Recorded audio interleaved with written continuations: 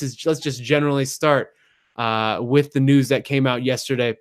Brock Lesnar supposedly retiring. I don't know how he last fought in 2016. It's 2019. Can you really retire from something you're not actively doing? I'm not sure there, but what was your takeaway from the news? Just thoughts about Brock Lesnar first, coming out with that last night, and where we seem to be headed. Well, it's one of these weird things because I think we've been hanging on this idea that he would return at some point. There's a lot of left undone from his career. Obviously, the diverticulitis thing that kind of happened. We were wondering how that might have affected him. He comes back. He's got the asterisks on his Mark Hunt fight. And there was, Mark Hunt has continued to harp about this. So you think that if anything else, he's going to come back at some point for a little bit of redemption or maybe to save face, maybe for his career, his legacy, all that stuff. But they've been literally dangling this out there for, a year that he's going to be coming back. Last summer, I think it was in July, he re-entered the USADA pool. It seemed like that was an admission that he's coming back. That's something I wouldn't think that he'd want to do voluntarily just for the fun of it, especially given his track record. So I assumed he was coming back. So given that door was open this whole time, retirement seems like the right word ultimately, but only because we've been hanging on this. And honestly, like when Dana White is basically mentioning him and Daniel Cormier, this fight is basically made in their minds. That's the next fight going forward. That's his last title defense. It's his legacy fight to kind of, his legacy gift, his parting gift with the UFC and all this stuff. And then it doesn't happen. It feels like retirement, but it also feels like a major disappointment in a sense, because we've sat and justified this fight in our minds, and we've played it over a million times. And everybody who's waited, there's a domino effect of all the guys, all the matchmaking that's went on since then. That doesn't happen. All the weird things happen just for him to shrug his shoulders and then be like, "Nah, I'm out." So I feel like that it is a retirement, but it's a very disappointing and strange retirement, if that makes sense. Yeah, absolutely, man. I mean, I think viewers of this show know my stance on Brock Lesnar at this point. I'm not a big fan. Right? Not a big fan. But this kind of goes to my point, I guess. It seems as though this relationship between him and the UFC for so long has been fraught with uncertainty, but also just general manipulation, right? Like he seems to treat our sport as a way to more or less just negotiate back and forth between what he wants to do.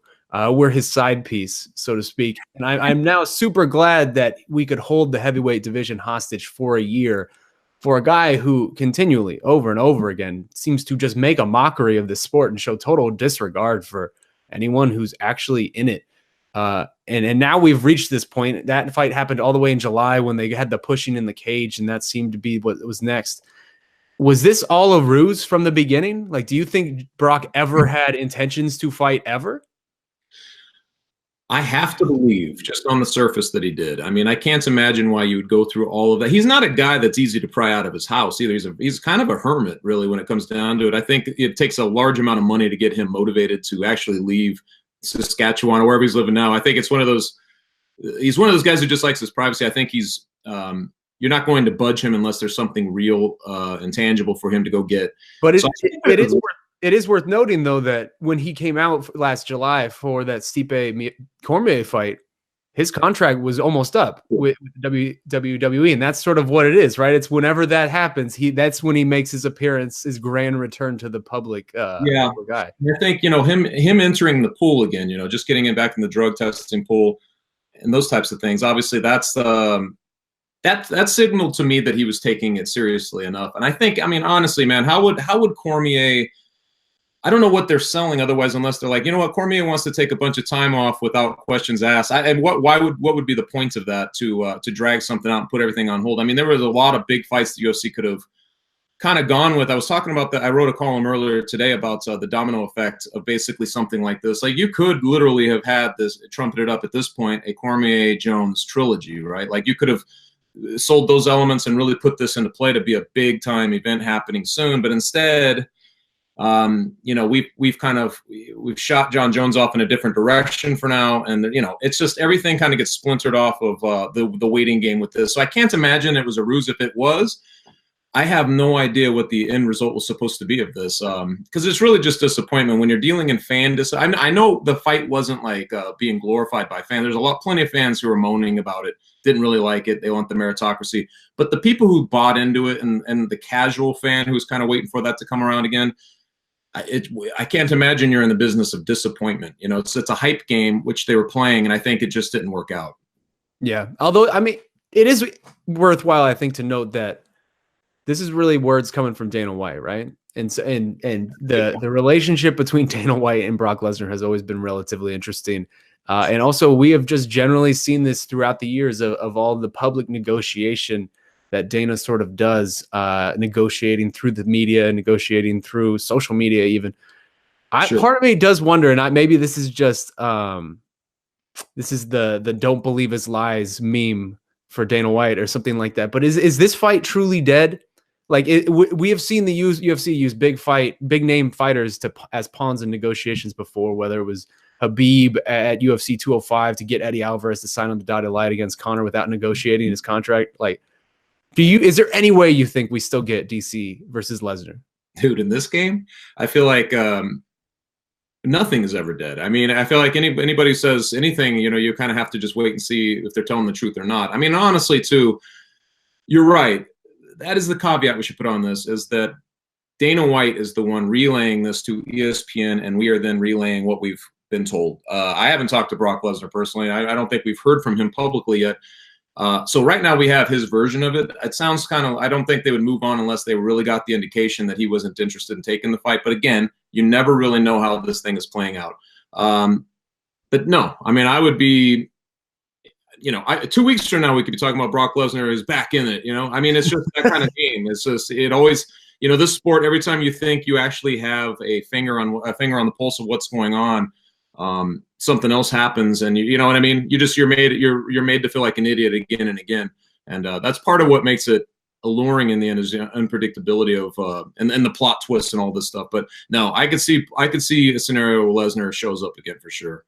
The money, I mean, the money, right? It's like if there's money there, he's going to be interested at some point. Absolutely. I feel like I just have a feeling this is not the end of this story. But in the meantime, let's answer Jitmo's question and sort of talk about what is in front of us now, because we've waited a year. Even Daniel Cormier has fought since he fought Stipe Miocic and beat Stipe Miocic at UFC 226. He fought Derek Lewis not too long ago at MSG. It seems as though Stipe and DC rematch is the way that UFC wants to go, effectively rewarding Stipe for sitting out. It will be over a year by the time this fight happens in August. Is that the right move? You have Francis Ngannou out here who has been sleeping fools in less than a minute. Dude destroys Cain Velasquez in like 20 seconds. That's probably the most impressive win I have seen in the heavyweight division over the last year. You have others like JDS, Alistair Overeem, Curtis Blades, all of these guys. Should Stipe be rewarded, basically, for sitting out what will turn out to be about 13 months? I think so. In the end, I think that that's the right call. And if you even recall, like when we first, when Cormier had just beaten Derek Lewis, he basically laid out a tiered system of the way he would operate, that he would like to operate, which was he wanted Lesnar next. If that didn't happen, it seemed to me like he wanted the Jones fight. Like that would kind of be the plan B. And then there would be this distant plan C that he was sort of reluctant to even admit that he would partake in, which was the Miocic rematch. And he kept pointing out his reasons for that. And obviously we saw what happened last July. And we saw that knockout, and it was a very impressive thing. It was emphatic. But I think that when you just look back at what Miocic was doing before that, you know, just what he had, like 6 wins in a row. I think 5 more finishes. He was just destroying guys. You know, he really put it together. He now holds a record that is, it doesn't sound that crazy to win 3, like to defend the title 3 times, but apparently that's the hardest thing to do because he's the only guy to do it. So I'm like, you look at the legacy of that and you think, yes, off of those things alone, he does deserve that rematch. He really does. And especially given that the druthers of the whole situation have fallen out or they're just not available, he's the next guy. I think he's the next logical guy. And you know what, man? He did wait it out, and there's something to be said about the principles of that. It doesn't often work out like this, and who knows if we'll actually see that fight when it's supposed to happen.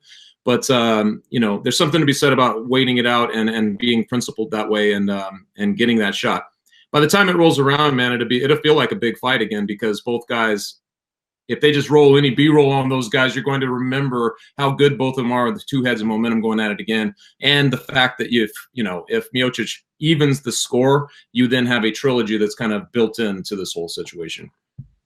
I don't know that I agree though. Like, will it feel like a big fight? To me, it doesn't feel like a big fight anymore. And I think maybe part of that is the way that this has come about. I have been on record saying that I don't like I don't think Stipe should be rewarded for sitting out as long as he did, especially when you go into UFC 226 and there was sort of a spoken stipulation for both men that the winner of this is probably going to fight Brock. And both men were very eager for that. Both men agreed to it more or less. And then you go out and lose in the first, and then it turns into more or less just, I don't want to say whining because he was not whining, but he was complaining a lot for the last year after you're the one that ends up on the short end of the stick. Like, that's sort of the agreement that you guys made. You can't then just be upset about it afterwards. To me, Francis Ngannou is the guy, and I know he is booked against Junior Dos Santos, and I know they won't do this, but the move to me felt like, reward the guy who has been active, reward the guy who has been willing to take these fights for you, headline these big events, first ESPN show. Again, a victory over Cain Velasquez, the way he did it, to me is the most impressive thing that anybody in that division has done for the entire past year, more or less. Take him out of the JDS fight, maybe throw Stipe against JDS or even Alistair Overeem. I think both those trilogy fight or a rematch would be very interesting. And reward Francis Ngannou. And also that fight is just, there's a built-in story there, right? Francis Ngannou just took out DC's guy. He just took out the man who is one of DC's best friends and training partners in the entire world. Let DC try to get revenge there. That to me is more intriguing, both stylistically and also just story-wise and meritocracy-wise than the rematch with Miocic. But I mean, I am no matchmaker, and it seems that they do not care what I think. They don't care what I think either, Shaun. That might be news to you. But, truthfully, I would have liked to have seen Miocic stay busy. I would have liked to have seen him win one more fight, somewhere along the way, just to kind of emphatically make his case. But I do dig the idea that he believed he deserved it, and he kind of stuck by that. You do see guys who stay busy and they slip out of contention for good by losing that next fight. I will say that I love the Francis Ngannou idea. I really do. But, it's still very fresh in my mind. I know you were probably at the fight with Cain Velasquez, right? So it's a little bit different when you're right there, but just from a little bit of a remove and watching it all unfold from a little distance, I still can't get out of my head, his two losses, to be honest. They're still a little fresh on the memory. And so to me, I still feel like Miocic still has, it's just a personal druthers, but I'm like, you look at him, like, I feel like Miocic probably has the better case in the end. Yeah. Well, then last thing to wrap this whole story up, and then we will move on. Just very quickly, we have now passed DC's 40th birthday in this wait for whatever this next fight was going to be. He had always said for a long time that the 40th birthday was set of the benchmark. That would be the end of it. Do you think this is the last one we'll see from DC? Oh, man. Again, this is one of those questions, like, we try to predict these things, and it's always if the money is right. And in prize fighting, it's always like who's doing what with if the money is right. If they offered him a Jon Jones trilogy, I just can't imagine that he would accept. Let's say that DC goes in and beats Miocic, and he comes out unscathed.